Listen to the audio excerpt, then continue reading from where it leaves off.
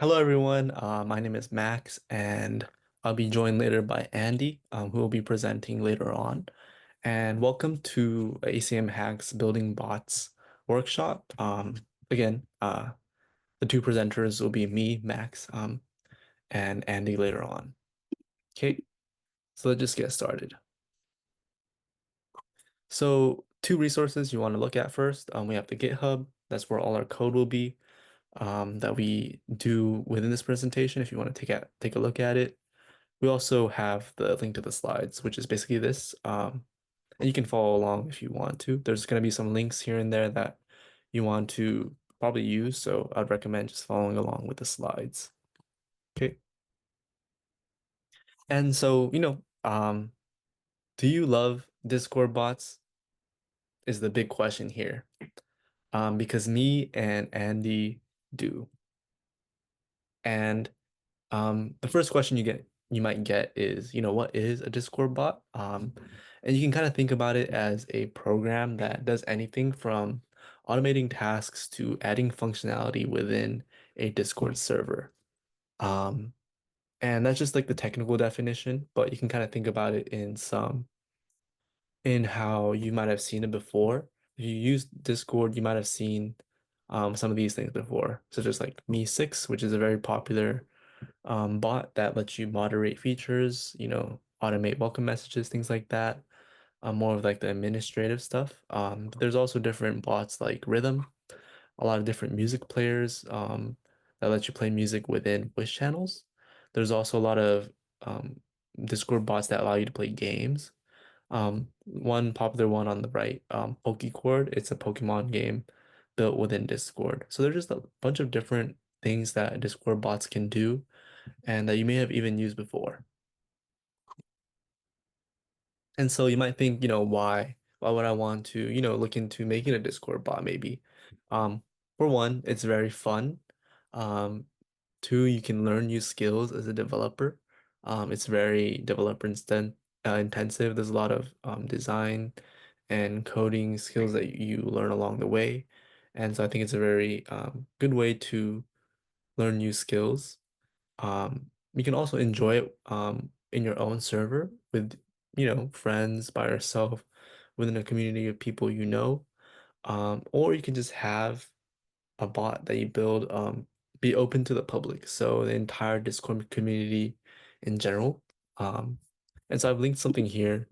It's just a bunch of different Discord bots that um, other people have other developers have made that are open to anyone and you can use within your own server or someone else's server. So, yeah. So the focus specifically today is we'll be making a music player Discord bot, and as the name entails, our Discord bot will be used to play music within voice channels. And so this is the game plan. How we'll be going through this is I will be going over the installation and setup and the basic slash commands, which I'll go over later. And then Andy will kind of go over the integration part of Discord Player, which is the API we'll use for actually having music within Discord. Some notes you want to keep in mind first. The focus is on Discord.js. So we are going to be using JavaScript, but there's also Python if you do want to use it instead. There's discord.py if that's your preference. But for this tutorial specifically, we'll be using discord.js. And even if you don't know JavaScript, this is a very good, I believe, open-ended and simpler project for you to learn JavaScript through, just practice and your own exploration. And if you do want some resources for that, we've linked to this right here below. It's got like different, all the things that you might want to know before diving into a JavaScript project. It is a lot more. There's like a lot more than you do need to know, but a lot of the basics, if you have those covered, you can kind of like look through this as a refresher or just even learning it for the first time. It's a great way to um, have that foundational base in JavaScript. Okay, and next, lastly, we have linked the discord.js docs. And this is basically where me and Andy also learned how to create a Discord bot. It's just like the official documentation for creating a Discord bot. And anything we'll be going over in this tutorial, you can also find here, like installation and preparations, creating your bot, adding features, slash commands, things like that. Okay, so without further ado, I'll be going into the installation and setup. So for installation, you are gonna want to have these two things. So you want to have Visual Studio Code and Node.js, and make sure your Node version is above this version specifically. And if you just download it here, it's already at this version, which is above that. So just make sure that you have something above this. Okay. Next, we'll be actually creating our project within our folder of choice, and we can do that by going through the terminal. So you want to create a new folder for your project, and then you want to navigate to that folder, and then you want to run these two commands. So you can just do that via terminal here, or you can just open up VS Code, maybe a new window, and then open up your terminal within VS Code here. And you can do that there also. It's just up to you. And say I wanted it in the documents folder, I can do that through two commands, cd and ls. So ls kind of shows you, what um, paths you can take within your current directory, and then cd kind of lets you navigate into the directory of your choice. So say I want it to be in documents, I can cd documents, and now I'm in documents. And so say I want my project to be in there, then I can just now run these two commands, so npm init /y and npm install discord.js. And yeah, I've already done that here. I kind of set it up already. I already have some files showing, but you guys don't need to have yet. But yeah, I already have this here.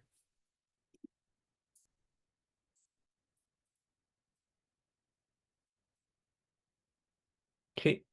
And one more thing before we keep going is you want to make sure that your Discord account is in developer mode, and you can just do that by going to settings and then going to advanced under your Discord here, and then yeah, make sure that that is switched on so that you can actually um, you know develop be a developer. And so the next step is actually setting up your bot. And it's going to be using something called Discord's developer portal. And you can find that we've linked here. So, we've already made the necessary installations and setup within, VS Code. And the next step is just setting up our actual Discord application. So we have this page here. And so first you want to log into your account, which I already seem to be logged in. And then you want to click on new application, and then you just fill out whatever they ask you and then click create. So for me, I can create new bot, just any name you want, and then click create. And it'll create this new bot here. Okay. And then here, it'll just take you here automatically, and you can edit anything you want. So, I can change the name. So Max bot or something. I can write this a description, whatever I want it to be. This is for HackCraft. Um, yeah, I can add a picture. I won't be doing that now, but after you're done with the changes, make sure you click Save Changes, and you can also change that anytime you want. Okay, and yeah, that's really it. The next step is I'll just be briefly going over your bot's token. And your bot's token is basically your password. So you never want to share this token with anybody. And it kind of looks something like this. It's very long. And you'll find that, I believe, um, under bot and then token. And when you click reset token, it'll ask you to, uh, type in your password, like I'll do here.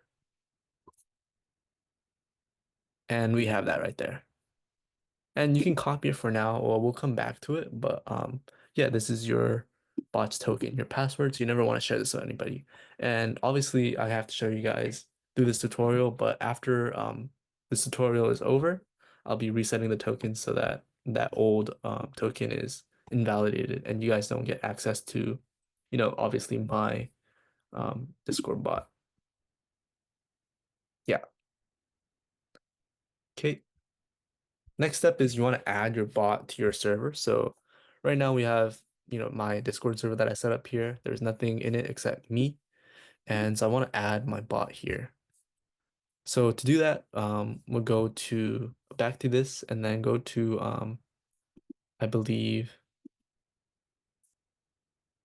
OAuth 2, the OAuth 2 page on the sidebar. And then you want to select these two. You want to check these two options, bot and application commands. And this is just saying, or this is just telling this that this is a bot.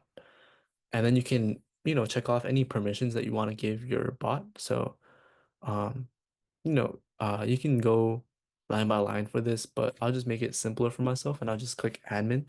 So it has the permission to do basically anything, any of these options. And then just copy the link that's down here, the generated URL.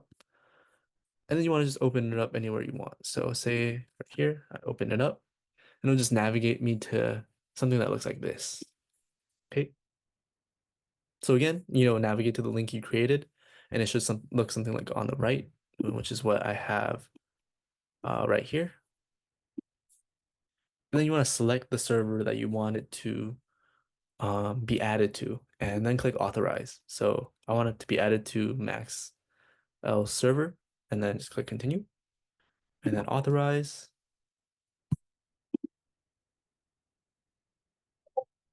Okay, so it seems to be a success. And let me go to my Discord here. And yeah, you can see how building bots, the bot that I just created has been added. You can kind of see that here on the right as well. So our bot is now within our actual Discord server. But right now it's not really doing anything. It's just in the server. So now we'll be kind of adding the functionality to it. Yeah. And before we do that, we want to create some configuration files. So this is kind of telling you our program what server it's connected to. And so the bot ID is right here, general information, application ID. That's the bot ID. So going back, I can you know, just start copying those in. The server ID is just right click your server and then copy server ID. And then the Discord token, again,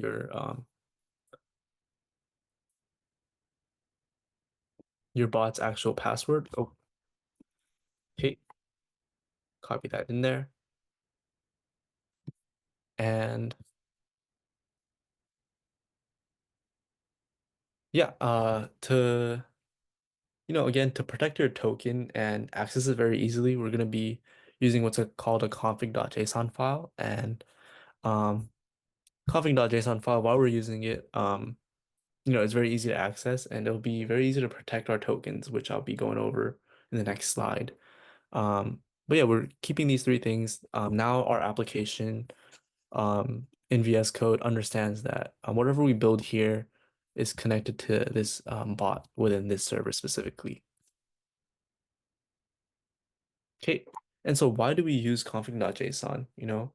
So if you're using Git with services like GitHub, GitLab, or Bitbucket that you guys might have heard of before to store or share your code with others, um, you want to add config.json to what's called a git ignore file. And so what the git ignore file does is it basically ignores your config.json file from being shared when you like push it to your repository. And why do you want to do that? Obviously, because config.json has your bot sensitive information like your Discord token, which is the password.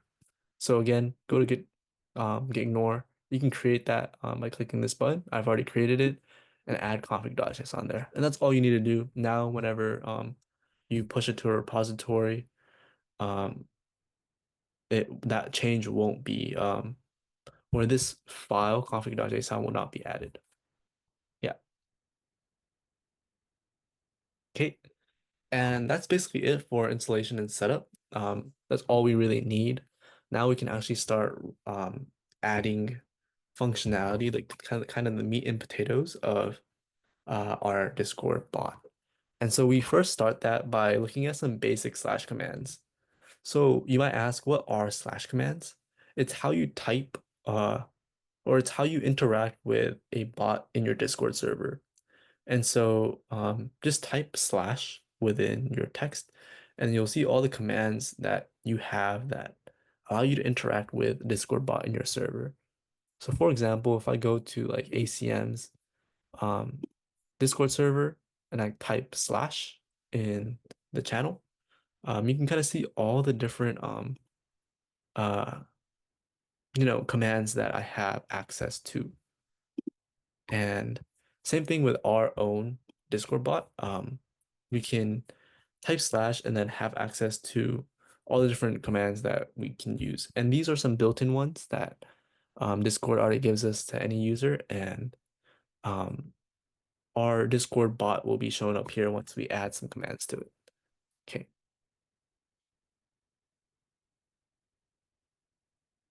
So to do that, you're going to need two files. We're going to need a deploy commands.js file and an index.js file. And you can create that by, again, clicking this button and then writing index.js, deploy commands.js. But I've already done that here, and I've already kind of filled out the code. It's the exact same thing here. And you can also find that code within the documentation. And yeah, just go to slash commands. You'll see all the code that you need there.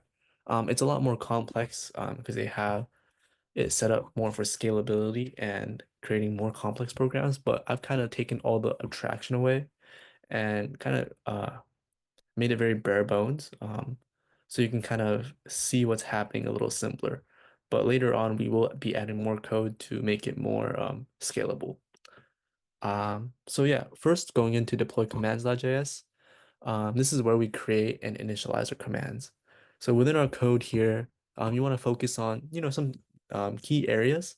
So line 2, we have um, the bot ID, server ID, and Discord token being imported by using this require word. And then, we have the file path, which is config.json, where we're storing these three things. So we're bringing these three things from config.json so that we can use it within our code. You can kind of see Discord token, bot ID, server ID, and we're kind of using it within our code here. And then the next thing you want to see is slash command builder right here. And this is building the actual command. So this is right here we only have one command. We have a command called name. Sorry, not name. The name of the command is ping, and the description of that command is replies with a pong. So we have one command here that we initialized with these things with this name and description. Yeah. And the next one is index.js, and this is where we're actually coding the functionality of our commands. So here, what you want to keep in mind is, line 9, we have kind of interaction.command name, and then it's equal to ping. And ping was the name of our slash command that we had initialized prior. And then what it's basically doing within this code is if the command is ping, then it does whatever's inside this. And what all we're doing for this command is we're just replying with pong. Um, and so say we do a slash command ping, then all we do is reply with a pong. So this is very simple. Um, but you can kind of see how it could be a lot more complex. You can add a lot more code right here. So like if you say ping, you can do a bunch more different things than just replying with Pong. But for now, just to kind of get the idea, we are just replying with a single word. Yeah, you can kind of see that set up here. Okay, and so in your terminal, you want to run this command or these two commands. So first, you want to run node deploy commands.js. And so this registers the commands to your server. So it's basically updating the changes that you make within your deploy commands. So say you build a new command that you want to run in your terminal, uh, node deploy commands.js, which I'll do here. So it's a success. And then next, you want to run node index.js. And so this actually runs your bot. So your application will be online. And so once you do that, you'll actually be able to call our commands. So right now, we haven't ran this yet, right? So if you go to our server, you can see that the bot is offline. But if we run node index.js, okay, you can see now the bot is online, and we're going to be able to now access our slash commands. So say we go here, we type slash. Now we see the new bot that we imported, and we can see the ping command. And then we enter, and then it'll reply with a pong. Yep. And that's just like the very simple example of how we interact with our bot and kind of make changes within our program so that it's reflected within Discord itself. Okay. And so now Andy will be taking it away with integrating what's called Discord player, so we can actually have commands that kind of play, pause, resume, add music to our Discord server. So now Andy will be going over integrating Discord player to play our music. Yeah. What is that? Have fun. Okay, it's music bot time. So the first thing, this is just like a brief outline. It's cut off, but who cares what the last bullet point? We're just gonna do a little bit of setup and organize our code a little bit better. I'll talk a little bit about like asynchronous programming and events because it comes a little bit more into play when you're trying to do music. And then we'll implement just the /play command, and then if we have time or y'all are interested, I'll go through some more like phone commands like shuffle and whatnot. So just to start up with our setup, clone the repo. I guess I can go into slideshow, but whatever. Just clone the repo. There's a QR code there. If I go to the repo, I'll zoom in a little bit, but there's two folders here. You'll just have to like git clone. And then there'll be two folders. I've written a little README about all the setup stuff that you need to do to install. I'll talk about it a little bit, but you can follow along in this template bot folder. It's pretty much just the completed bot folder, except if I just like go to index, for example, you can just follow along by like uncommenting just a little bit more like simple experience than writing it all yourself. But just moving on from the setup, these are the dependencies. We're going to be using a library called Discord Player. You also need to install the extractors. All those are like extracting music from like Spotify, SoundCloud, and you optionally can install the YouTube extractor, but just know if your Discord bot gets somewhat popular, it's going to get obliterated and banned. And you also need this Mediaplex thing. It's just for streaming audio. And same thing, you need FFmpeg, also a library for streaming audio, but this one you can't npm install. It's something that needs to actually be on your computer for when you're hosting. So there's a link there, and I have slides for each like distribution. Or so Mac OS, which is what he's on, he just used Homebrew and Brew installed it. Yeah.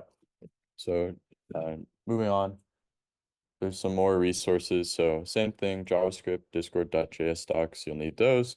But the Discord player docs are what we're going to be focused on. I know it's a little hard to see, but that basically goes over everything I'm doing right now. So to get into the demo, we'll just start by reorganizing our code.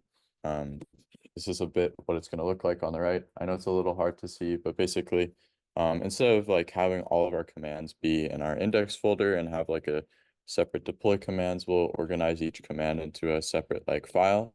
So it's a little bit more manageable and the code's a little bit more clean. And so our index.js file isn't like 5,000 lines long. And then we'll just read them into a basic map. So, ooh, data structures are actually useful. And yeah, so I've included some like code snippets here, just to focus on it. I guess I'll talk about it a little now, and then I'll go and show you. But this is just going to be our command parsing. So when we have our directory structure looking like this, all this code does is Discord has its own like specific map. It is literally just a map data structure, but it has a few more helpful methods. It's called a collection. So on our client, we just give it a new property commands and we just make that a collection. And then the rest of this for loop code is just going through the directory, reading all of the files and extracting their names and just getting a new command or making new commands for them. So uh, I won't cover the next two. I'll do it when I'm demoing, but that's pretty much it. So we'll start by organizing our code. So this is a little bit big, but if we go into like template bot here, and we just go into index.js, you can see on the left, in commands, I have two folders, music and utility. So utility has some like commands like the ping command we just implemented. It's slightly different. And also the different music commands. I've set up the basic like structure for them, but we'll be going through like the actual meat of the command, which is the execute um function. So just to start, you can kind of see the general like outline of each command. We just do a slash command builder, and that's like part of our data. And each slash command builder has an execute function, which we can pass in some properties like client and the interaction. And whenever we call the command, it'll call that execute function, and we just export it with the module.exports, which we'll read in our index.js. So here in our index.js, I've included some basic like header code. So we're just like, again, including our config.json. These are some things we're going to need from discord.js. And I've imported some basic stuff from Discord player, which is the library we're going to be using. I'll zoom in a little bit more. I'm sorry, it's kind of cluttered, but import some stuff from Discord player. This next line is just when we get to do more events, we'll start to get like warnings and it'll yell at us that we're triggering too many events at once. So I just increase the max event listeners up a little bit. You don't need to worry about that, but it's there. And then next we have some file system libraries, just basic stuff. And also our client here, which we created back in our old index.js, but here we provide it a little bit more intents. All intents are for scalability purposes, you want to create things like that happen based on events, and the discord.js library already provides these events. Say one of these events are when you do an interaction. We want to run our command when an interaction happens or somebody types a slash command, it'll trigger an event, and then we can do something based on that event. So here we just provide intents. The intents are just meant for you to tell Discord like, hey, these are the events that I actually want to get information about. And so we specify them with intent bits. These are just basically like enums for them. But the three we need to do our music bot are guilds, guild messages, and guild voice states. And these can be, again, imported from discord.js. To get more into like actually parsing our commands, we'll just scroll down here to command parsing. I'm going to skip the Discord player setup for now, but we'll go to our command parsing.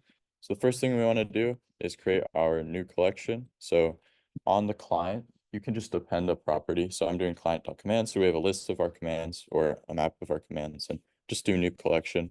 If you scroll back up, you can see I just require it here from discord.js.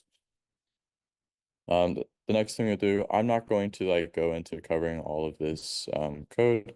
This is like very basic like um, uh, file system parsing. So we're literally just going through, if I pull this up again, we're just going through this commands folder and just going through each folder, getting all of these different .js files. And right here, we can see that we're doing client.commands, which is our map, and we're setting it, basically just adding it to our map with the command name and the command itself. And that's pretty much it for like organizing. You'll just make your new commands in this like left directory structure. You can change it up a little bit. You'll need to change up the parsing a little bit if you do. But I just have it like commands and then folders for like categories of commands, and then the commands themselves. And that's all good for now. The next thing we'll go on to is just like basically setting up our bot again. I have it done a little bit differently in this code. So here we can see we have client.once, and this is again the like sort of event-based programming.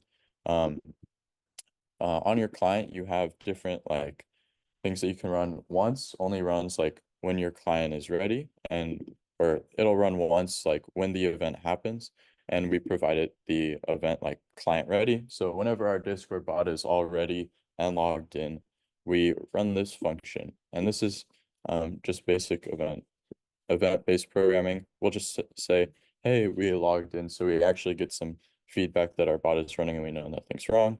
And here I'm just doing the same thing, getting our REST instance and just loading our commands. And this is what Max covered in the deploy commands. I just moved it to index.js, so I only have to type node index.js instead of both. Just one thing to note, if you read the documentation, when we're actually registering our commands, like with rest.put and then our commands in the body, which I'm just mapping from our, map, is you can register commands globally for the bot, or you can register them like per server, which is why we use the like server token. I think it's more recommended to register per server so you can have like unique commands for each server, and so you're not like breaking everything. But just know that you can do them globally or for server. If you do them both, then when you do like slash whatever in your server, it'll show up twice, and that's not really wonderful. So that's pretty much it for just the client.once, and whenever it's ready, just to provide some more feedback that nothing's wrong with our bot. And then we'll just set up the basic like logic for executing our commands from basically like we've already put our commands in the map, and if you recall, we have this like execute function. So we just want to like get it out from the map and execute it whenever we see that that command is called. And the way we can do that is there's an event called interaction create. So that's whenever you type a slash command, it'll return something called the interaction, which just has a bunch of data about whatever slash command was inputted. It'll be like the person who called it, when was it called, what the actual command was, and other information. You can log it out if you want to see what it actually looks like. But basically, we're just going to do like client.on whenever this interaction create event occurs, and we'll run this function, which will pass the interaction itself. So we can check, is it actually a chat command? And then we'll get it from our map, the client.commands, and then we'll check if the command actually exists or match anything. And then we'll just run the command.execute.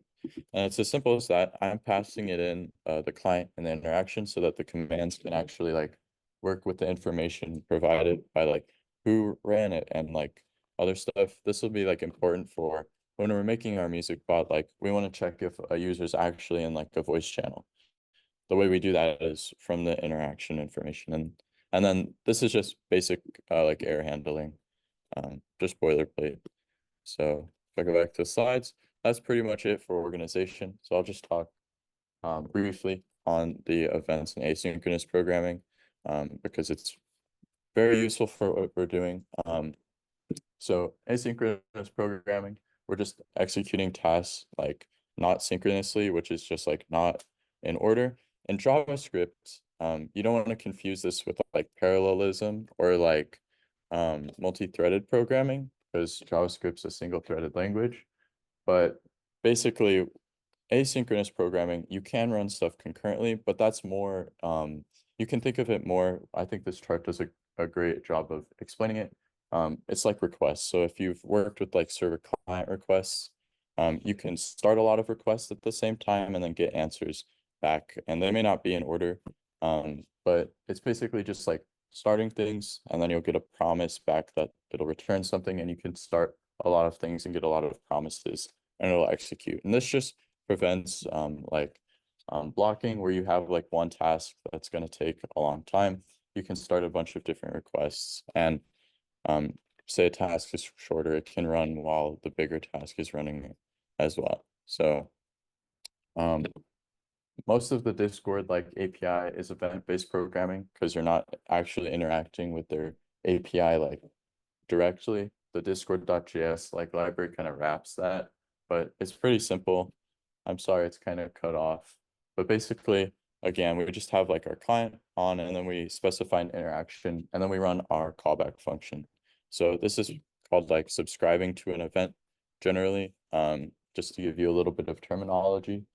But it's as simple as that, but a very useful like way to program. But now we're getting to the actual fun stuff, which is setting up our basic music player. We're going to be using Discord Player again as our library, and this does all of the hard stuff for us. We don't need to figure out how to do audio streaming. We don't have to figure out a lot of different things. It just wraps a lot of it very nicely for us. However, just to note, this library is very scuffed. There are better ways to do this, like hosting your own like Java server, and there are things for that. But I personally have not done any of that. I'm just using this to show basic JavaScript and how you can use other people's libraries to set up this sort of stuff very quickly. But the first thing we'll be doing is we'll just get our player object from the Discord player. This is just a very nice overall wrapper that they provide. And again, we set up our client with the guild voice states, and then we're pretty much just going to instantiate one of the player objects and just run player.play. But we'll go back to the code. We will be running this command in play.js, but first in index.js, which is what I'm in right now. We'll scroll all the way up. If you remember, we left this or commented out, but all we're going to do is we're going to attach our player to the client as another property, client.player. We just make a new object player. If you hover this, you can see it takes in two parameters, the client and some options. So we'll just provide our client, and there are a bunch of different options that you can find on the documentation. One of them is leave on empty. So we'll set that to true. And all that does is if the like voice channel itself is empty, the bot will just leave, which is helpful for not consuming resources. So there's a lot more different ones. Some of them like are very scuffed and don't work, but that's the nature of using somebody else's library. But now that we have our player, we can pretty much just write our music bot very simply. If we go to the play command, we can see that we have a slash command builder. The command's called play. We have our basic description, and then we have a add string option. That's basically because I want the user to be able to type the name of the song or provide a link or a playlist link that we can use to play. So here we just have our option set name song, which you might have seen before, a short description, and then you can set it to required, to be required. And obviously we want to have it be required, or else how are we going to know what to play? But what we'll do here, in our execute, so the actual meat of our play command, you could pass it. We have passed it the client and the interaction. So technically we could do client.player to access our player, but the Discord player API provides a very nice function, use main player, which basically will just grab our main player for us. And it's a bit better to do it this way than doing like client.player, just so you don't have all these different like variable dependencies.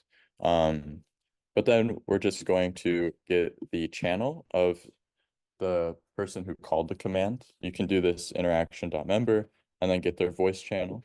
And we're also going to extract the song from our interaction, which you can remember was with our string option argument. And we'll just do this with the get string. And then songs are a property. We'll then just check, hey, is the user actually in a channel? Because if they're not, we don't want to join it. And we'll just say, hey, you need to join a voice channel first before you can play any music. And here's where the sort of asynchronous programming comes into play. Basically, when we need to search for a song and then play it and load all the audio and all that stuff, Discord player takes a pretty long time. It's a very big task. Generally, the rule is like, if anything takes over like 100 milliseconds in like JavaScript, you want to probably use some sort of asynchronous programming because that's just going to take too long and you want the big task to be deferred. So here, there's a very convenient method that's called defer reply. And this will basically just like make the bot think and you'll still be able to run other commands because this big task will take a long time. So we're just going to do that. And then we'll just have a simple try catch block for running our song. So we're just going to await the response from player, which is our Discord player object. And then we're just going to do .play. Very, very simple, very convenient. If you hover .play, you can see it takes in some different properties. One is the voice channel that you want to join. The second one is a query for the song. This can be a link, a playlist, or just like a string with the song name, which you saw before, where I spammed ACM. And then some options for the player. For some options I've provided in node options, this will essentially like spit out when we do like the play, it'll spit out a bunch of different like data. So in metadata, we're attaching some information. We want to know the interaction, like the channel that the interaction was created in. So the text channel where somebody typed like /play so that we can like do a follow-up reply. And later I'll show you how to do like a nice little embed that shows like the song, like track cover and like the title and whatnot. So that's why we're doing this. You can just provide interaction to the metadata, but this is basically just data that we can use later. And I'll show that off a little bit more concretely later.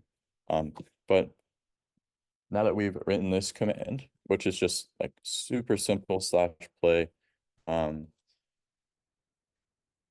we're pretty much done. I have some slides here detailing a little bit more. But pretty much if we do /play, it should work now. So I'm gonna go into VS Code, go into the terminal. I guess it's still running. Make this a little bit bigger.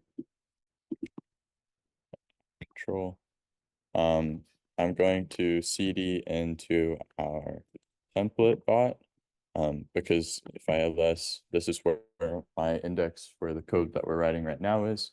And you can just run your bot with node index.js. And this isn't going to work because this template code does not have the config.json. So let me add that really quick. I apologize. Just do this config.json. And I'll probably also have to npm install, but I'm just going to copy config from here.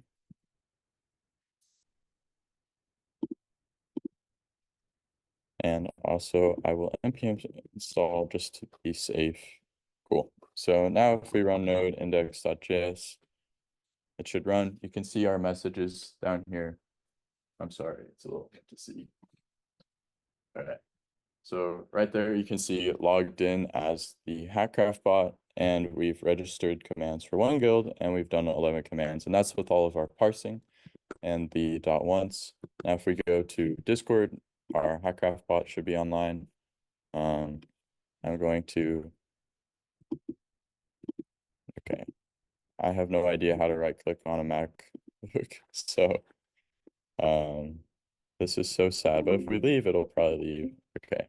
So if we join our voice channel, actually first, if we're not in a voice channel and we run /play with our HackCraft bot, say we want to play Sunflower again, it'll say, hey, you need to join a voice channel first. So we can go ahead and join our voice channel.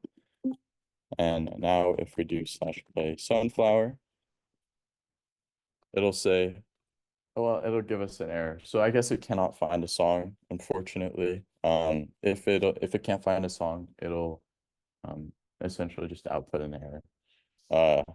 You can go in and change this message, but we're not going to worry about it today. We'll just go back to the good old Hatsune Miku song that's just me spamming A's. And I guess it's not going to find it. Lovely. Skipping extractors. Oh, 0 extractors registered. Oh, I totally forgot to do something. All the way down here in your client ready, we actually need to load the extractors for like Spotify, SoundCloud, and all that. And you can do YouTube here too.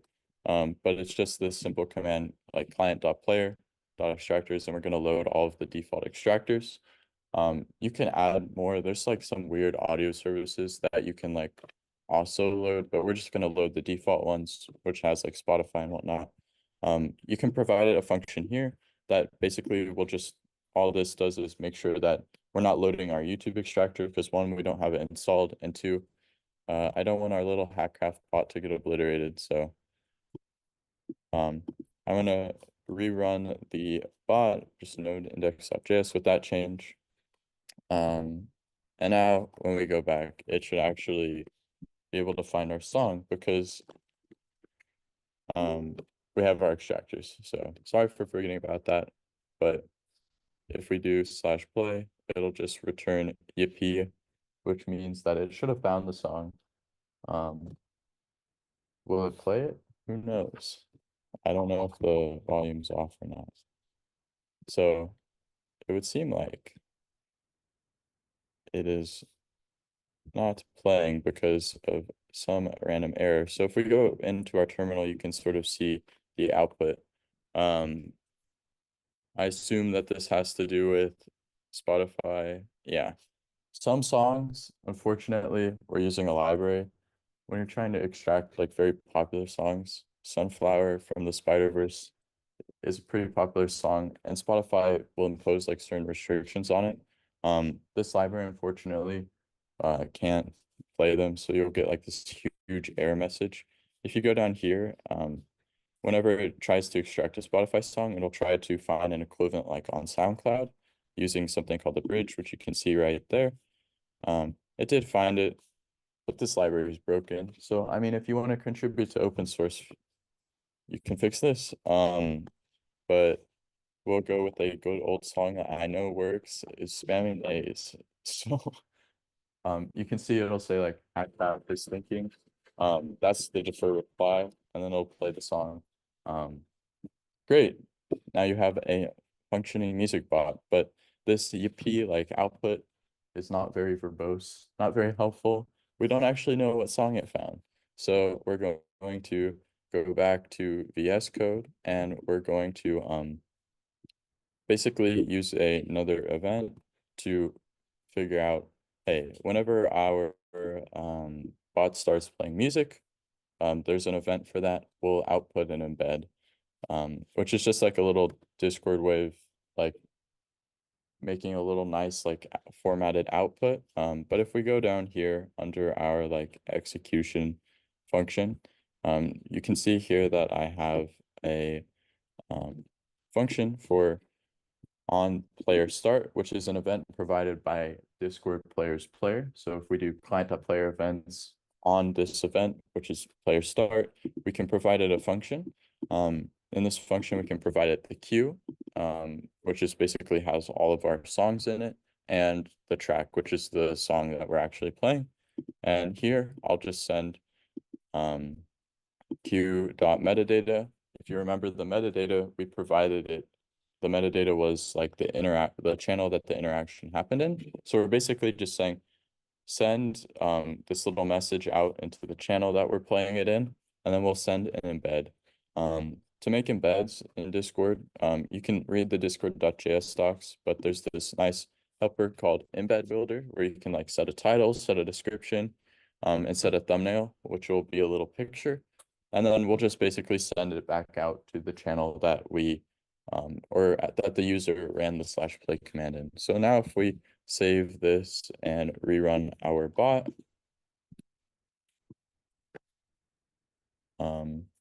we can see that it's running.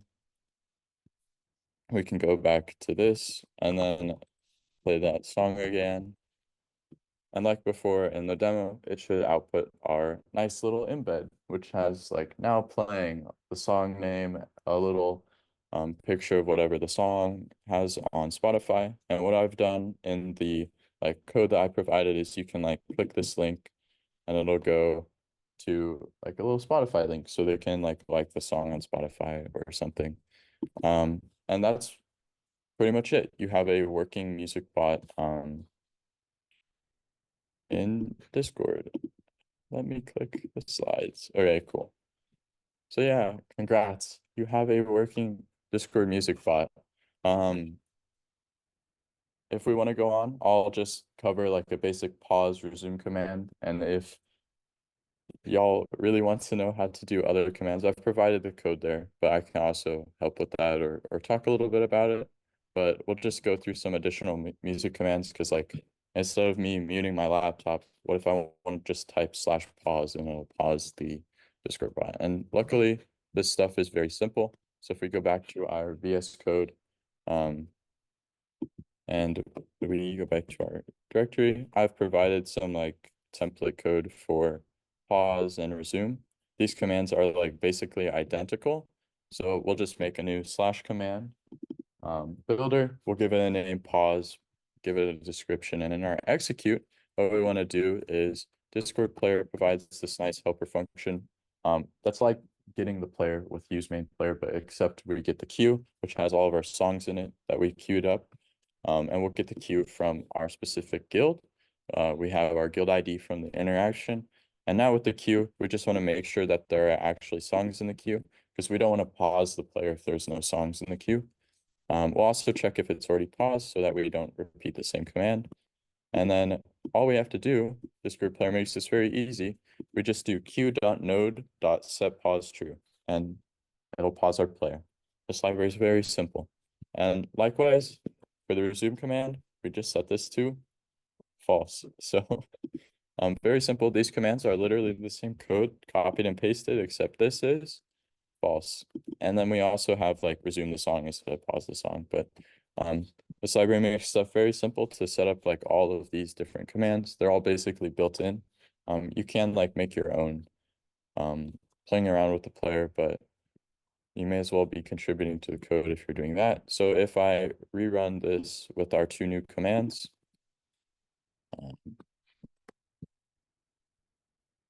we should have our commands reloaded, and now we should have a pause and a play command. So now if I play a new song, play a different song, I'll unmute it. It'll play a song, and then we can do /pause. And I'll pause the song. And if we want to resume it, we can type resume and I'll start playing again. Very simple, but yeah, working music bot. I'm sorry if I went a little bit too fast, but these are all pretty much built into the Discord player library. All you have to do is like hunt through the docs for some of these. And yeah, that should be pretty much it for this workshop. Here's the feedback form. I don't actually know if this QR code links to the right feedback form, but yeah, thank you for coming. That's it.